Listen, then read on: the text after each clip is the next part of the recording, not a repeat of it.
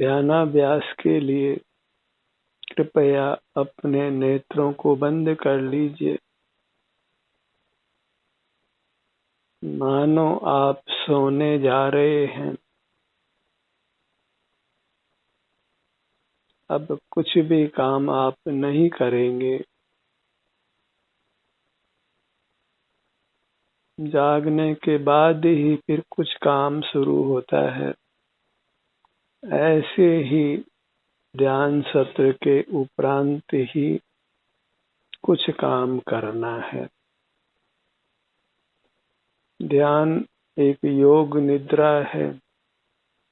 जैसे निद्रा के दौरान हम कुछ भी नहीं करते, ऐसे योग निद्रा के दौरान हमें जागते हुए विश्राम करना है। बाहर के कुछ भी काम नहीं करना है। जागते हुए अपने को विश्राम देना। इसके लिए अपने शरीर से युक्त रहना है। अपने से युक्त रहना है। निद्रा के दौरान आप अपने से युक्त नहीं रह पाते। इस योग निद्रा के दौरान हमें बाहर के कामों से निवृत्त होकर अपने से युक्त रहना है। प्रकाश की कोई आवश्यकता नहीं है। नेत्रों को खुले रखने की कोई आवश्यकता नहीं है, क्योंकि निद्रा में इनकी कोई उपयोगिता नहीं है। बस योग निद्रा के दौरान हमें अपने आभ्यंतर अमूर्त शरीर से युक्त रहना है, अर्थात अपने से युक्त रहना है, क्योंकि आप एक आनंद मूर्ति हैं। आनंदम ब्रह्मणो रूपम, इस वाक्य को अपनी स्मृति में सदा रखिए। मैं आनंद रूप हूँ, सर्वांग में आनंद रूप हूँ। आनंद के लिए मुझे अपने से ही युक्त रहना है। बाहर कहीं आनंद नहीं है। जो भी कुछ दिखाई देता है, इंद्रियों से ज्ञात होता है, वह मूर्त है, अचेतन है और सुख स्वभाव से रहित है। इसलिए मूर्त पदार्थों से विरक्त रहना है और अमूर्त जो चेतन है उसी में अनुरक्त रहना है, उसी को चेतना है, अनुभव करना है। ये अनुभव ही हमें परम आनंद देता है, उत्तम स्वास्थ्य और सुख प्रदान करता है। आदि क्या कहें, परमात्मा बनाता है,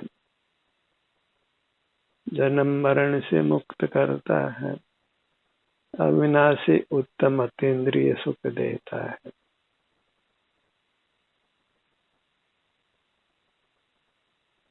आत्म ही है देव निरंजन, आत्म ही सदगुरु भाई। आत्म शास्त्र तीर्थ आत्मी, आत्मदेव ही सुखदाई। सिर से पांव तक अपनी जो मूर्त है वही देव है, निरंजन है, स्वभाव से अमूर्त है।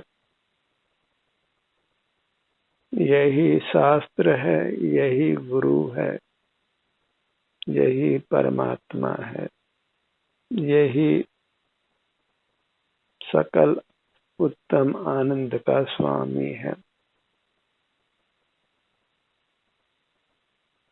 ध्यान सत्र के दौरान इसी में अनुरक्त रहने का प्रयास करिए।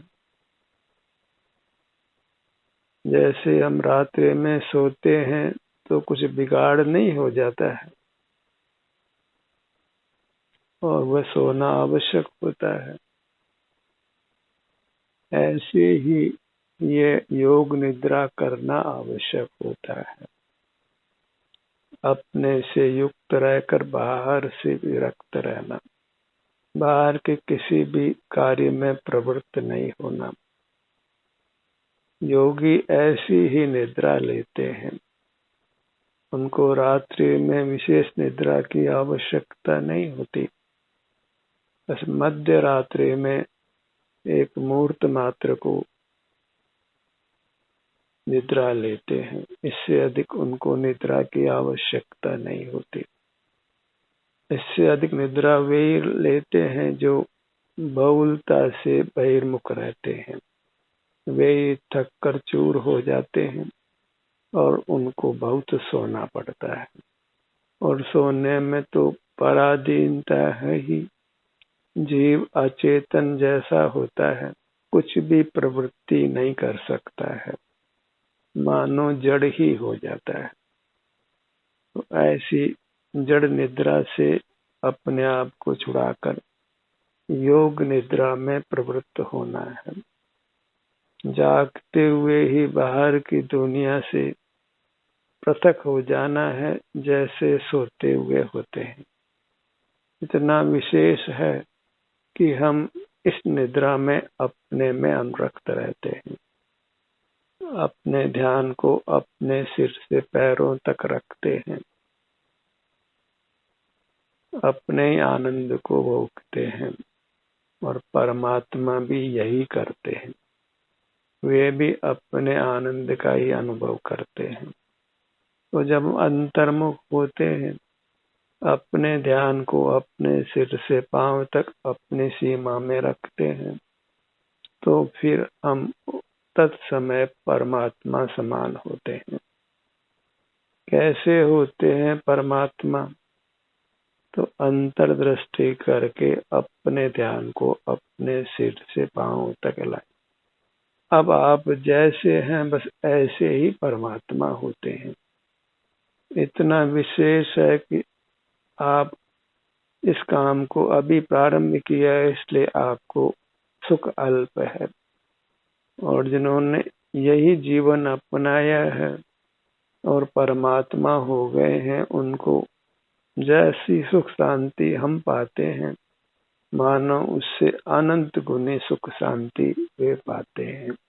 और वही सुख शांति हम पाने वाले हैं यदि हम बाहर के कामों को नहीं करके सोते भी नहीं हैं और जागे हुए भी मानो नहीं रहते हैं।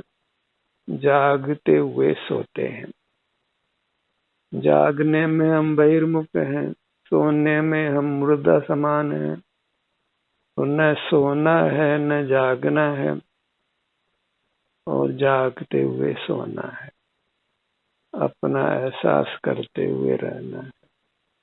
जहाँ जगत से जैसे कोई परिचय नहीं रहा, पर परिचय से हम मुक्त हो गए हैं।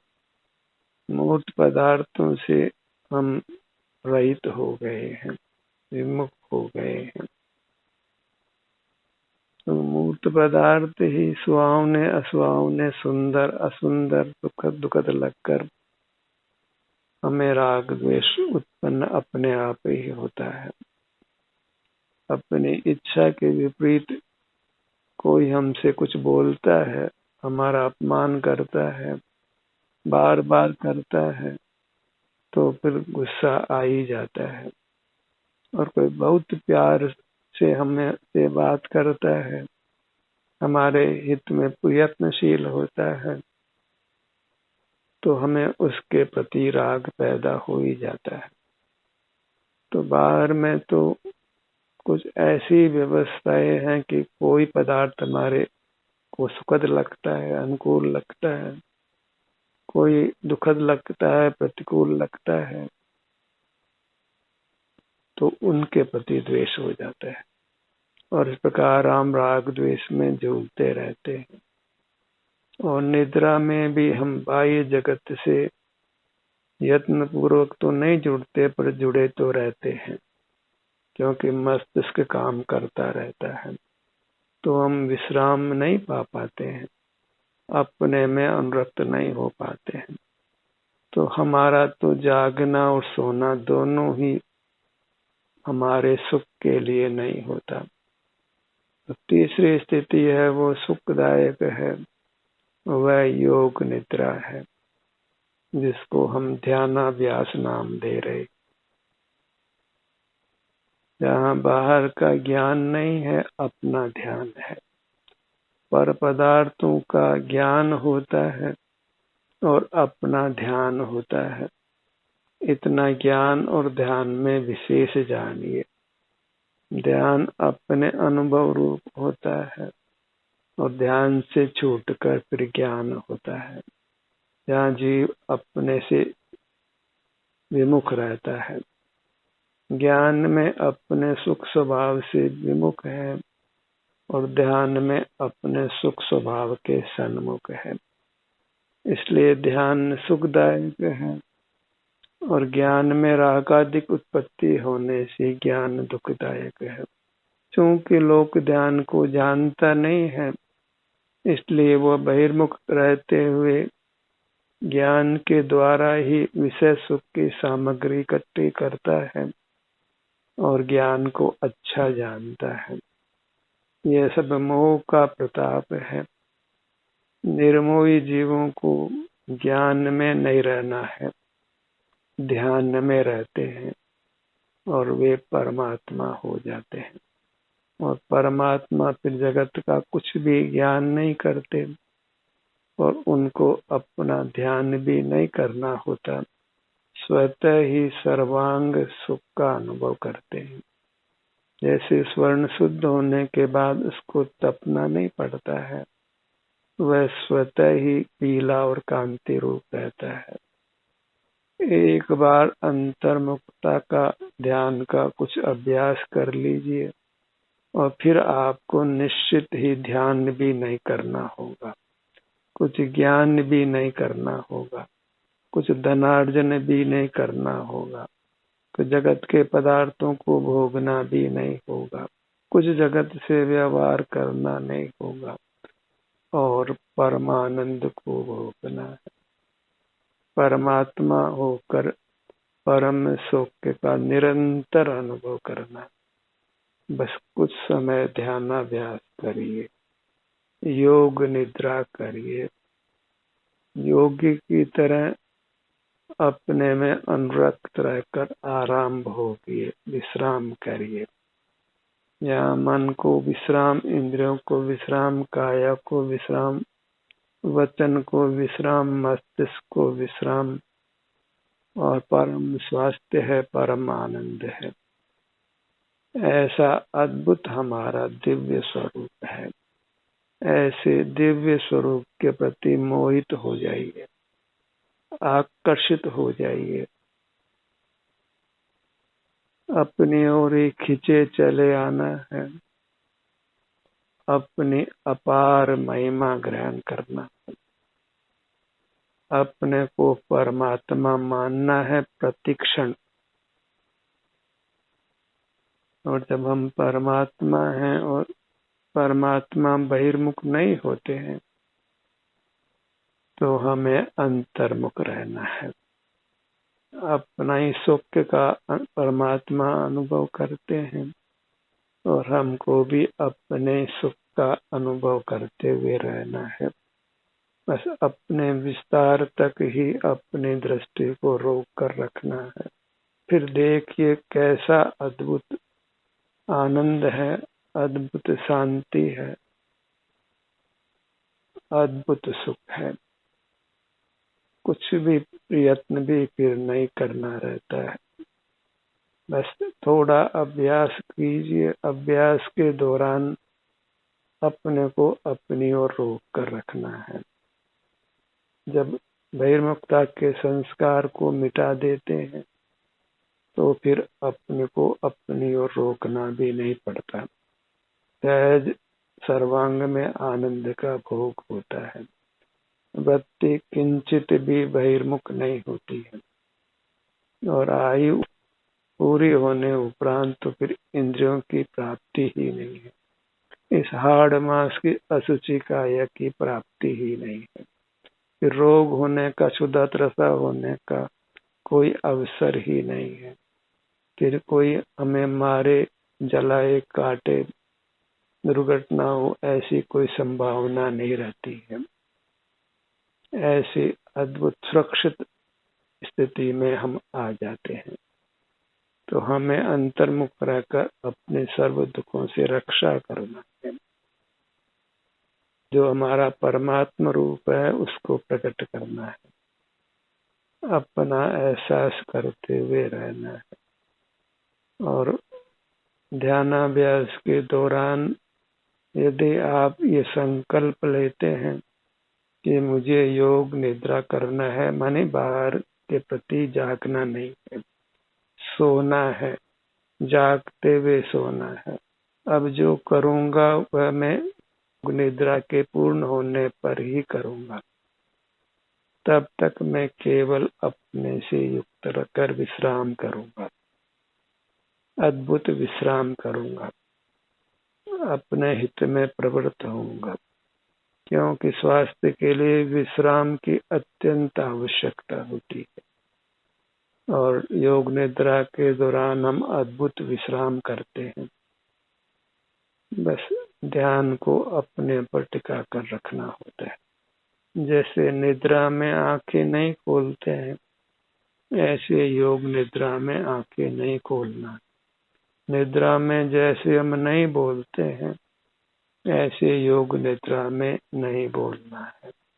निद्रा के दौरान हम बुद्धिपूर्वक कुछ भी याद नहीं करते, ऐसे हमें बुद्धिपूर्वक कुछ भी याद नहीं करना है। कुछ अद्भुत स्थिति है जहाँ सोना भी नहीं है और बहिर्मुखता भी नहीं है। ऐसी अंतर्मुख दशा जयवंत वर्तो, हमारे जीवन में उसी का वर्तन हो। फिर देखिए आप कैसे अंतरंग और बहिरंग दोनों अनुकूलता पाते हैं। लोक के सर्वश्रेष्ठ प्राणी होते हैं। राष्ट्रपति तो एक राष्ट्र का पति होता है, एक राष्ट्र का प्रधान होता है। और योग निद्रा करके आप विश्व के सर्वश्रेष्ठ प्राणी होंगे, first person of the world, विश्वपति होंगे। भगवान को इसीलिए त्रिलोकीनाथ कहा जाता है, सकल दुनिया का अधिपति कहा जाता है। जो अपना अधिपति हो गया उसको जगत जगत का अधिपति कहता है, क्योंकि वास्तव में उसने सर्व विश्व के आकर्षण को छोड़ दिया है, वही उसने विश्व को जीत लिया है। जो बाह्य जगत के सन्मुख नहीं होता उसी को विश्व विजेता कहते हैं। विश्व उसको अपनी ओर आकर्षित नहीं कर पाता, सारा जगत मिलकर भी उसका ध्यान भंग नहीं कर पाता। जैसे कोई गहरी नींद में सोता है तो कितनी आवाजें लगाओ, अलार्म बजाओ, उसको सुनाई नहीं पड़ता है, कुछ दिखाई भी नहीं पड़ता है। कितनी रोशनी हो, कितनी ही दुर्गंध भी हो, कुछ सूंघने में नहीं आता है। सब इंद्रियां काम नहीं करती हैं। बस ऐसे ही हम अंतर्मुख होते हैं। योगी की निद्रा लेते हैं तो फिर हमें बाहर की कुछ खबर नहीं होती और जागृत अवस्था में आनंद को भोगते हैं। हिंदू संस्कृति में योग निद्रा को बहुत महत्व दिया जाता है। वह वास्तव में हिंदू संस्कृति का प्राण है। उसके बिना हिंदू संस्कृति में फिर कुछ उपयोगिता मानो नहीं है। और यह योग निद्रा को तो आज सारे विश्व ने स्वीकार किया है। सारे आगम की यही देशना है कि यदि तुम सुख चाहते हो तो योग निद्रा करो। योग की तरह अंतर्मुख रहकर विश्राम की स्थिति में रहो। स्वरूप विश्रांति अपने स्वरूप में केली करना, विचरण करना, आराम करना, एकदम आराम की स्थिति। जैसे जो बाहर कुछ भी नहीं करता उसको आलसी कहते हैं, बस ऐसे आलसी बन जाइए। परमात्मा भी कुछ भी नहीं करते हैं, उनको स्वरूप मंथर कहते हैं। यानी स्वरूप में जो प्रमादी हो गए हैं, आलसी हो गए, बाहर के कुछ भी प्रवृत्ति नहीं करते। जैसे सोया हुआ व्यक्ति बाहर की कुछ भी प्रवृत्ति नहीं करता है, ऐसे योगी जागते हुए बाहर की कुछ भी प्रवृत्ति नहीं करते हैं, समाधि की स्थिति में रहते हैं। कहीं एकांत में ही स्वयं अपने स्वरूप को साधते हैं, अपने स्वरूप में लीन रहते हैं। और लोगों ने उनको पर्वत पर बिठाया है, किसी गुफाओं में बैठाया है, केवल इसलिए कि वे समाधि में एकांत में रहते हैं। बाहर के कुछ भी परिस्थिति घटना होती हो, वे सोए हुए व्यक्ति की तरह उसके विमुख रहते हैं। ऐसा ही स्व संवेदन से युक्त होते हैं कि उनको बाहर की कुछ खबर पड़ती नहीं है। इंद्रियों को निष्क्रिय कर देते हैं जागते हुए। ऐसी कोई अद्भुत स्थिति को पाकर यह आत्मा परमात्मा हो जाता है और हम उस क्रम में आगे बढ़ना चाह रहे हैं, जहाँ हम अद्भुत आनंद को अपने से युक्त होकर भोगेंगे। किंचित भी शरीर में अस्वास्थ्य नहीं होगा, कोई रोग नहीं होगा, कोई वेदना नहीं होगी, क्षुधा तृषा का प्रकोप नहीं होगा, सर्दी गर्मी भी हमको महसूस नहीं होगी, क्योंकि स्पर्शन इंद्रिय पर हम विजय पाते हैं। तो बाहर का ठंडा गर्म मालूम नहीं पड़ता है। सब ध्यानाभ्यास का कोई अद्भुत प्रताप है, बस हमें उसका स्नेह स्नेह अभ्यास बढ़ाना है। बस अपने सिर से पांव तक इतनी अपने विस्तार की अपूर्व महिमा ग्रहण करना है। लोगों को धनपति की महिमा आती है, धन की महिमा आती है, हमको अपने अमूर्त काया की महिमा लेना है और उससे संलग्न रहने वाले भाव की महिमा लेना है। हमको वास्तव में अपनी काया का ही स्वामी होना है और उसी में स्थित रहना है। वही वास्तव में धर्म है। उसी से जीव उत्तम से उत्तम सुख को प्राप्त करता है। वही परमात्मा होकर अनंत काल तक सुख से रहता है। और इसको अनुभव करके परीक्षित करिए। अपने ध्यान को बस अपने सिर से पांव तक कुछ समय तक रोक कर देखिए। बाहर के कामों से निवृत्ति लेकर अपने हर भाग पर अपना ध्यान लगाकर देखिए। हर भाग का संचेतन कीजिए। प्रयोग से ही सब सिद्धि होती है। थोड़ा थियोरेटिकल नॉलेज से कुछ लाभ नहीं, प्रयोग करके देखिए। जिस योग निद्रा को योगी कर परम सुख का अनुभव करते हैं, अंतर में विचरण करते हुए ही उत्तम स्वास्थ्य सुख को भोगते हैं। तो हम भी नेत्र बंद कर बाहर से जैसे निद्रा के लिए विराम लेते हैं, मुख फेरते हैं, थोड़ा जागते हुए मुख फेर लीजिए। निद्रा लेने से कौन हानि हो जाती है? तो योग निद्रा लेने से कोई हानि होने वाली नहीं है। आप अद्भुत आराम को ही पाएंगे। निद्रा में जो बहुत समय व्यर्थ जाता है, उससे भी आप बचेंगे। आपको जागते हुए अधिक समय मिलेगा। अन्यथा तो कितने जीव बहुत समय तक सोते हैं, जड़ की तरह रहते हैं। और जब आप योग निद्रा करते हैं तो रात्रि में नींद थोड़ी लेते हैं, पर वह बहुत सुखद निद्रा होती है। उसमें दुस्वप्न नहीं आते और बाहर में भी आप आकुल व्याकुल नहीं रहते, आपको कषाय नहीं सताती है, आपका लोक व्यवहार उत्तम होता है, लोक में आप यश को प्राप्त होते हैं और शरीर स्वस्थ होता है तो अपनी बाहरी आवश्यकताओं को भी आप सुगमता से जुटा लेते हैं।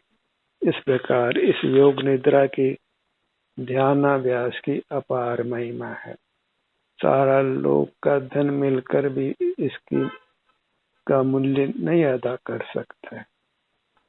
इससे परम सौख्य की प्राप्ति होती है। बिना धन के, बिना किसी परिग्रह के, बिना विषयों का सेवन किए, यही शील की दशा है। यही अपने में आचरण करने रूप धर्म है। स्वरूपे चरणम चारित्रम, अपने स्वरूप में आचरण करना वही चारित्र है, वही धर्म है। और उसमें हम अपने में जो भी परिणाम होता है, कदाचित दुख का भी, शारीरिक दुख का भी हो, कभी विशेष सुख का अनुभव होता है, कभी किसी शरीर में वेदना भी होती है, तो हम उसके प्रति संभाव रख लेते हैं, अंतर में बने रहते हैं, साम्य भाव प्रकट हो जाता है। मोह क्षोभ से रहित परिणाम, राग द्वेष से रहित रहते हैं, वही परमात्म दशा का रूप है, अंश है। वही परमात्म दशा को बुलाता है। अपने ध्यान को अपने सिर पर लाइए, पेट के भाग पर लाइए, मध्य भाग, नीचे पगतली पर लाइए। इस तरह अपने विस्तार को अच्छी तरह पहचान लीजिए। जिसके सन्मुख आपने रहना है, परमात्म दशा को प्राप्त करना है।